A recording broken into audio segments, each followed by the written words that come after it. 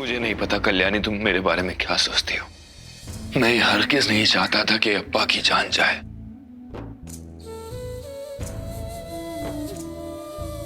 लेकिन ये जानते हुए कि मेरी आई की दर्दनाक मौत का कारण अब्बा थे, मैं उन्हें कैसे माफ कर सकता था।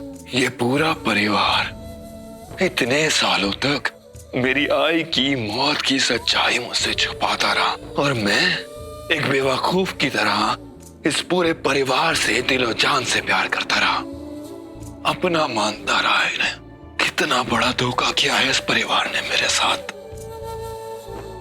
और कल्याणी, तुम तो ये बात जानती थी ना, उसके बावजूद तुमने मुझसे सब कुछ छुपा के रखा।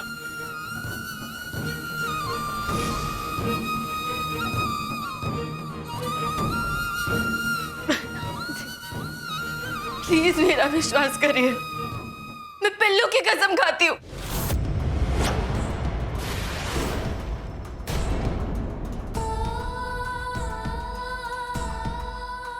जी, मैं पिल्लू की कसम खा के कहती हूँ, मुझे कुछ नहीं पता था, ना ही एक्सीडेंट के बारे में और ना ही एक्सीडेंट में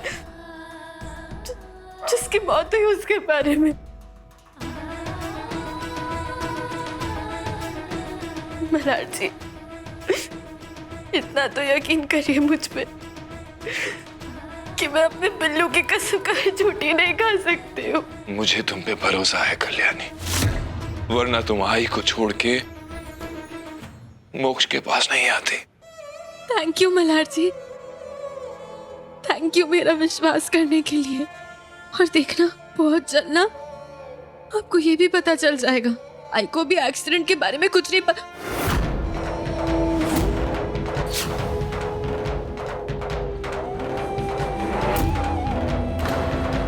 मैंने तुम पे भरोसा किया है कल्याणी, लेकिन इसका मतलब ये नहीं कि तुम इस बात का फायदा उठाओ।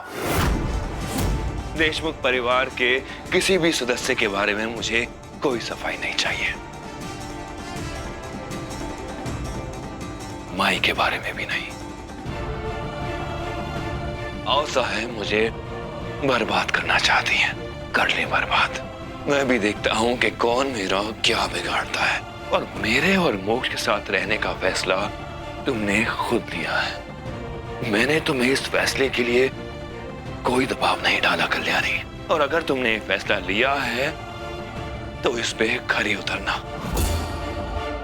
आज के बाद हमारे देशमुख परिवार से सारे रिश्ते नाते टूट चुके हैं, तुम्हारी आई से भी। और अगर तुम्हें लगता है कि तुमसे नहीं हो पाएगा ना कल्याणी, तो तुम मुझे और मोक्ष को छोड़ के जा सकती हो। फैसला तुम्हारे हाथ में है, सोच लो।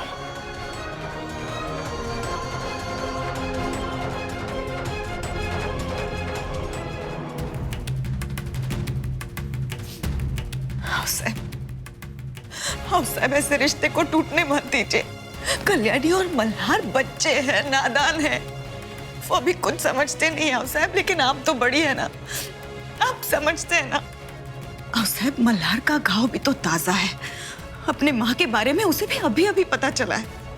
भगवान के लिए साहब इन तीनों की बातों में मत आइए। कल्याणी से ये शुरू से नफरत करते हैं, इसलिए आपको भड़का रहे। भाषण देना आपके लिए बहुत आसान है माई, लेकिन हम परिवार वालों पे क्या गुजर रही है इससे आपको कोई फर्क नहीं पड़ता ना। हाँ, वैसे भी आप तो बाहर वाली है ना। परिवार? हाँ, परिवार की बातें तुम मत करो संपदा। इस परिवार को तुमने मुंह दिखाने के लायक नहीं रखा है। जब हमारे चेहरे पर कालिक पोतकर तुम भाग गई थी ना, तब इस परिवार के आंसू कल्याणी ने पोंछे।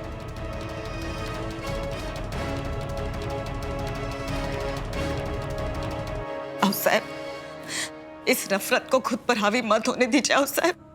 भगवान के लिए, पहले ही बहुत कुछ उजड़ चुका है, कहीं इस नफरत की आग में हमारे खानदान का नामो निशानी न मिट जाए।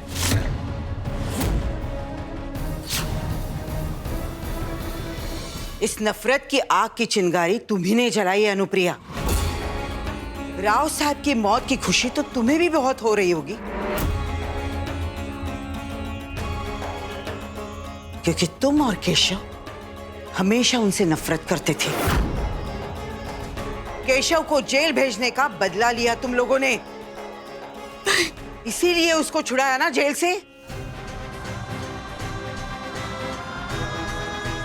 ये तुम दोनों भाई बहनों की मिली भगत थी।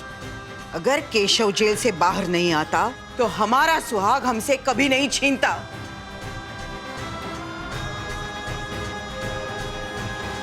तुम्हारी वजह से हम विधवा हो चुके हैं, तुम्हारी वजह से अनुप्रिया।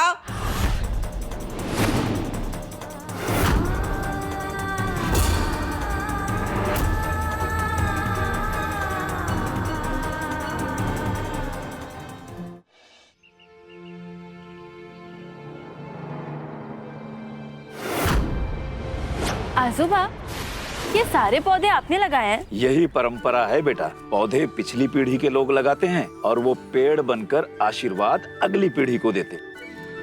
हम भले ही इस दुनिया से चले जाएं, लेकिन हमारे द्वारा लगाए हुए पौधों के जरिए हमारा आशीर्वाद कभी फल के रूप में तो कभी फूल के रूप में, हमारा आशीर्वाद हमेशा हमारे बच्चों के साथ रहता है।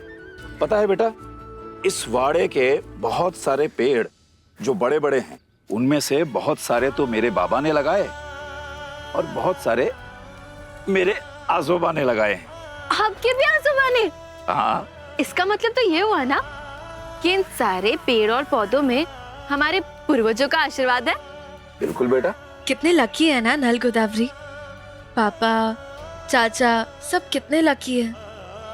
उनका बचपन ऐसे वाड़े में पेड़ पौधों के साथ, अपनों के आशीर्वाद के साथ गुजरा है। मेरा बचपन हमेशा अकेले। पगली कहेगी, तू भले ही यहाँ नहीं थी, लेकिन बड़ों का आशीर्वाद हमेशा तेरे साथ था। वरना तुझे क्या लगता है, तू जो ये बड़े बड़े कारनामे करती है बहादुरी के, वो तू ऐसे ही कर लेती है।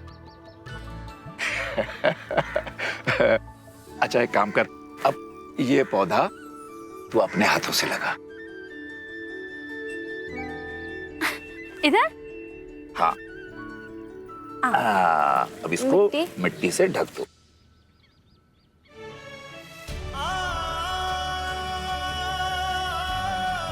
आजोबा, हम ना रोज पानी डालने आया करेंगे साथ में। हाँ बेटा। और जब इस पौधे का सबसे पहला फूल उगेगा ना, तो मैं आपको दूंगी।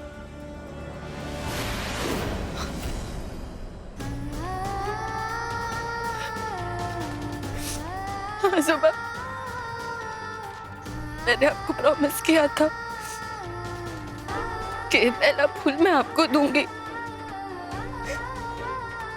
लेकिन इस तरह ये कभी नहीं सोचा था।